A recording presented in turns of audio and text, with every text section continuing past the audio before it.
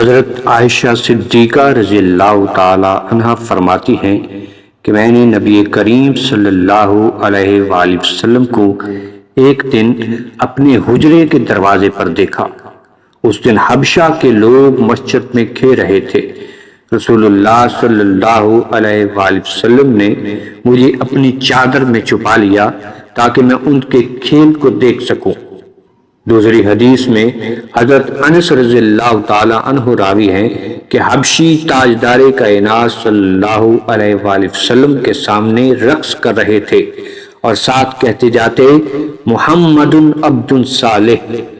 امام ابن حجر اسقلانی رحمۃ اللہ علیہ اس حدیث کی شرح میں لکھتے ہیں کہ حبشیوں کا یہ عمل اس دن ہوتا تھا جس دن نبی کریم صلی اللہ علیہ وآلہ وسلم مدینہ میں تشریف لائے تھے۔ یہ رقص استقبال مصطفیٰ صلی اللہ علیہ وآلہ وسلم کا رقص تھا۔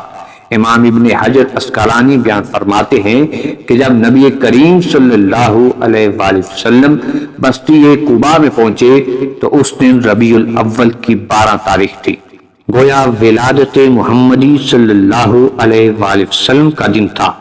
امام ابن حجر اسقلانی رحمۃ اللہ علیہ فرماتے ہیں کہ حبشوں نے استقبال مصطفیٰ صلی اللہ علیہ وآلہ وسلم میں جو رقص کیا تھا، ہر سال آمد کا جشن منانے کے لیے آتے اور مسجد نبوی میں کھڑے ہو کر رقص کرتے، گویا یہ جشن آمد مصطفیٰ صلی اللہ علیہ وآلہ وسلم کا جشن تھا۔